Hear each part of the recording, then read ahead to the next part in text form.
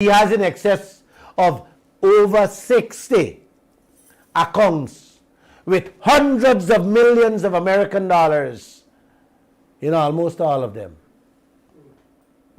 The investigators went a little further, just around the corner, in that DuPont circle, and found out that two of the most expensive properties not far from that bank are owned by Teodoro Obiang. Well locked up and sealed, only paying security guards to just stare at this beautiful mansion. This thing look like a fairy tale story, I'm saying, right? Yep.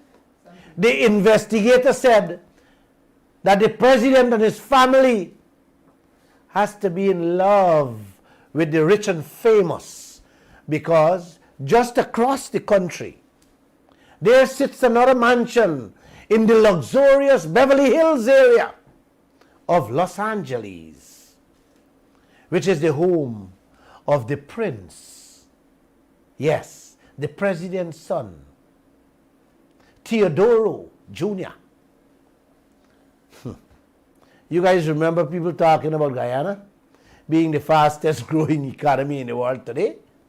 It's the same thing they were saying about Equatorial Guinea. They said it would become the fastest growing economy and country on earth. Today, their population, which is twice the size of Guyana, 1.5 million people, is considered the poorest people on earth. And they're still pumping oil today, almost the same amount as Lisa Wan is pumping right now. Equatorial GDP per person is the same as Guyana now. And them oil winding down after 25 years. You hear me, man? Let me repeat. We have the same GDP today. Okay? Almost to the dollar. Almost to the dollar. Right? Their people are the worst people on earth. Them oil winding down to nothing. Because they're pumping, just what Lisa Wan pumping. Less than what Lisa Wan pumping right now. 113,000 barrels. We pump 130, 150 barrels per day on Lisa Wan alone. Them one wind down to 113. You hear me?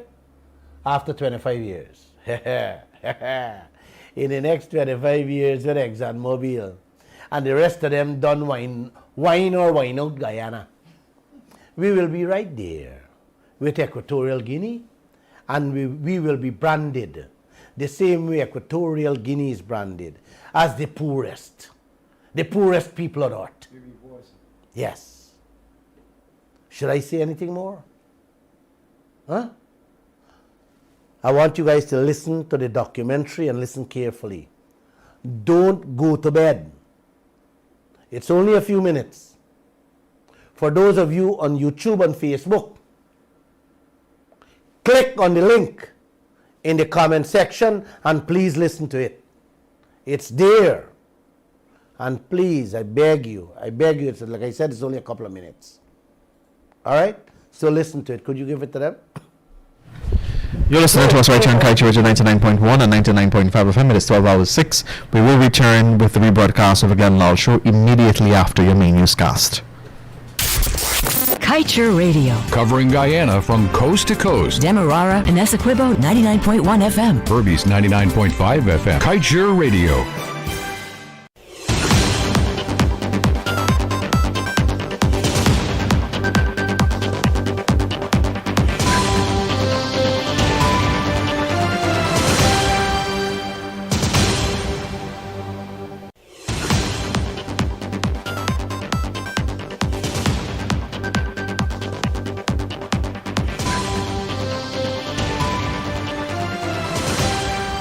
Hello, thank you for tuning in to Kaieteur Radio. I'm Kevin Smith.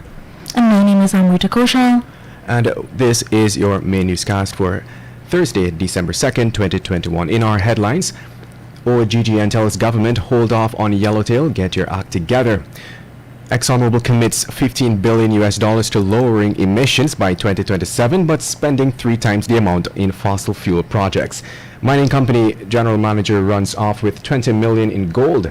Linen contractor in hot water after $11 million retaining wall collapses. And mayor concerned about waste disposal rate at Higgs Bosch. Guyana sees reduction in HIV infections. Discard cut and paste local content bill. Get independent firm to set targets, according to a professor. And in our news update, former finance minister Winston Jordan arrested and called in for questioning based on allegations of misconduct in public office. More information soon.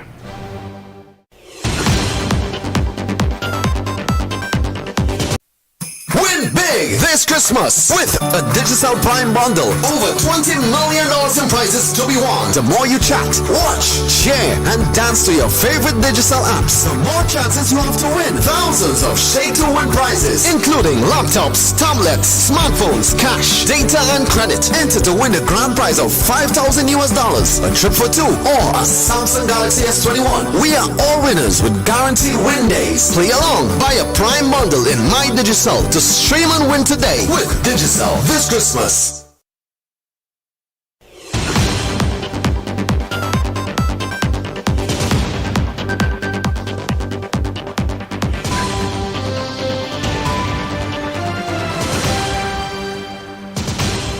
And now for the news in detail.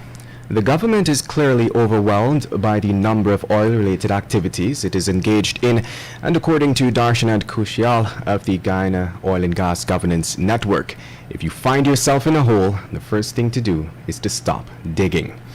He made this suggestion in reference to the rush to approve the ExxonMobil-led fourth oil field development in the Stabroek Block, Yellowtail. According to Kushial, the oil companies will exploit this disorganized approach by the government for the benefit of their shareholders.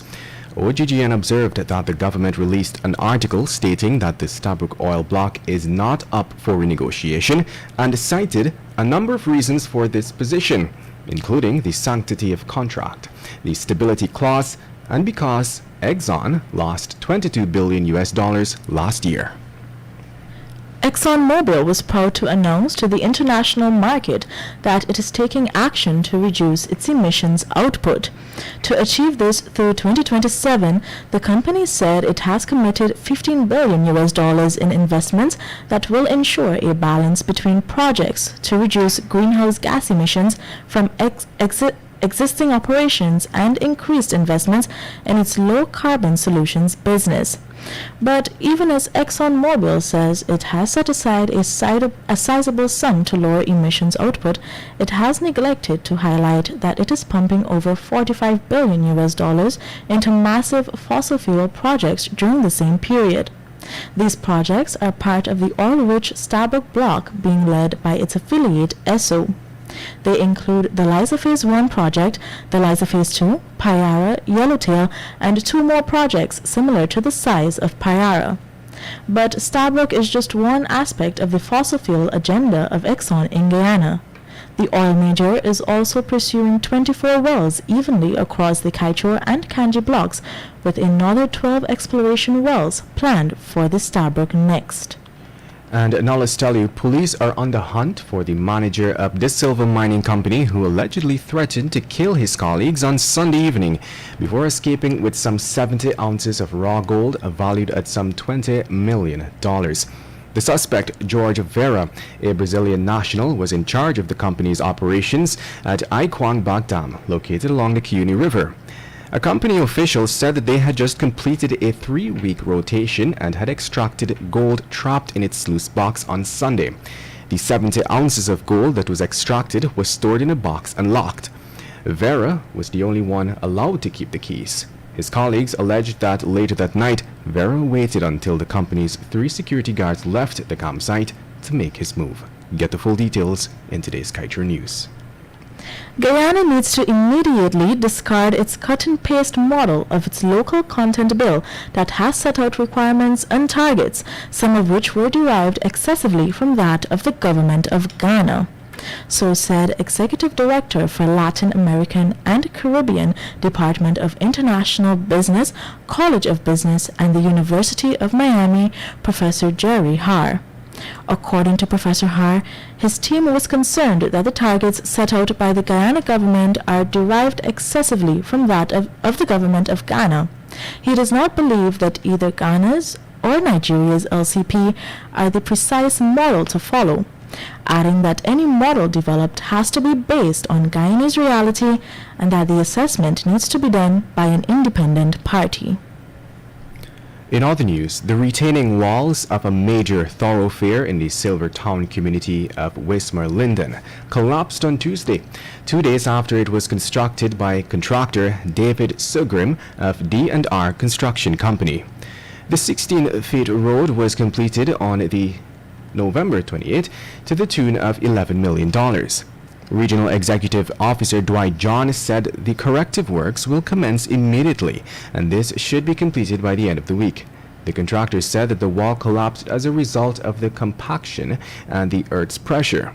Regional Chairman Daron Adams, however, called him out for executing substandard work, and this, he said, was observed when the RDC Works Committee inspected the road. Residents also claimed that the project was done hurriedly and that the foundation of the road and drains was not solid enough before the walls were added. The time has now moved on to 12 hours 14. You're listening to Kaieteur Radio 99.1 and 99.5 FM. We will return after the break.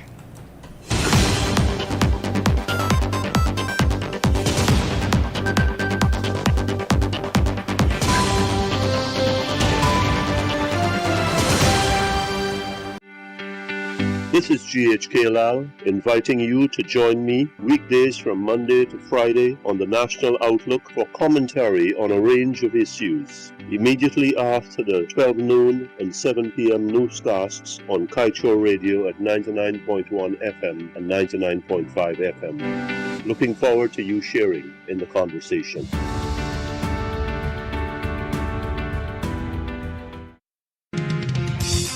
It's Christmas at Survival Supermarket this season and every shopper can be a winner. With every $5,000 you spend, you can earn a chance to win our grand prize of one of 2 Nissan Leaf cars or one of 90 fabulous consolation prizes. Shop at any Survival locations and win big this Christmas. The promotion runs from November 16th to December 31st, 2021. Shop Price Smart with Survival for all your shopping needs. See our Facebook page for details.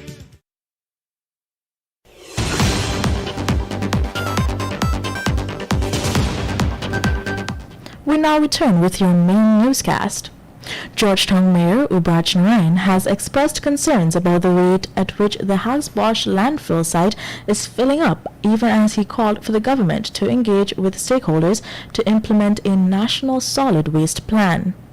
Mayor Narayan said such a plan will guide the disposal practices of municipalities, neighborhood democratic councils, and village councils in a collaborative approach to ensure safe disposal of waste.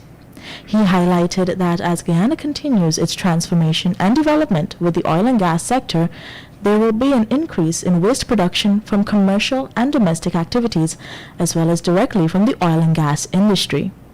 He continues to raise awareness on the issues of leaching and the contamination of surface water and drains of nearby water sources at the Hagsbosch landfill.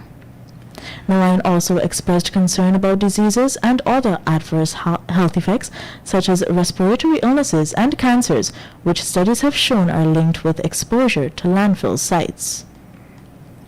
With 7-1 new infections from HIV/AIDS this year, the government of Guyana said that it is putting measures in place that could see an end to HIV/AIDS here by 2030.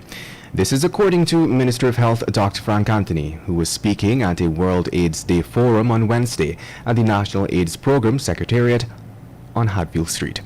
Among the measures being advanced is the introduction of the pre-exposure prophylaxis, which will reduce the risk of infection in persons who have been exposed to the deadly virus.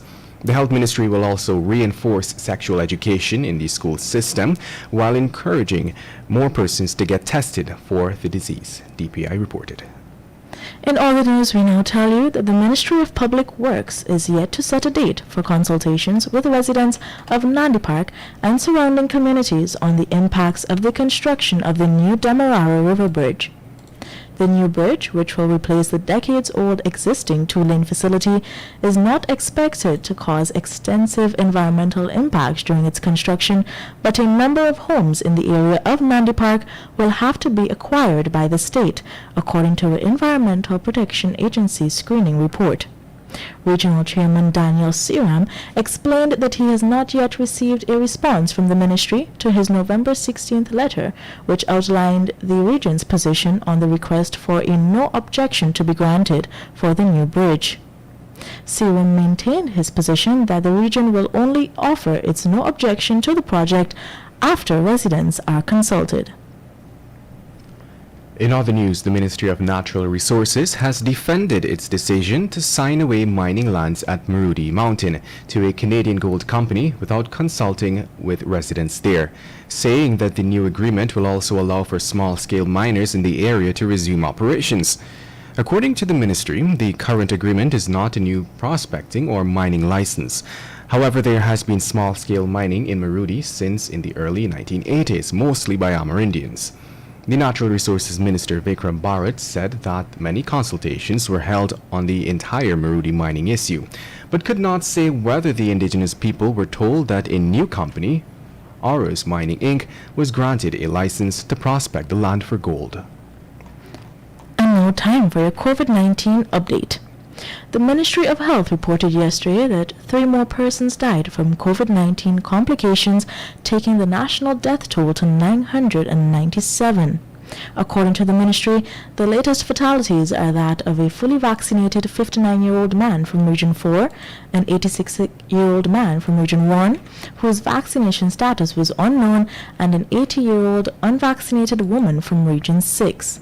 77 new cases were recorded, bringing the total number of confirmed cases to 37,951. 17 patients are admitted in the ICU, 57 persons in institutional isolation, 1,162 in home isolation, and 2 in institutional quarantine. To date, a total of 35,718 persons have recovered fully from the virus. Just before we wrap things up for your news at noon, let's head over to page 7 of the Kaieteur News, dedicated to being blunt. A PNC woman said that Granger is the downfall of the PNCR. We aren't getting into that, but we know something. The PNCR is aiding and abetting the PPP to engineer the downfall of Guyana. The PNCR's silence is contributing to the downfall of Guyana. The PNCR's impotence and absence is helping the PPP to deceive Guyanese. And with that, we've come to the end of today's News at Noon. I'm Kevin Smith. And I'm Amrita Koshal. Thank you for listening.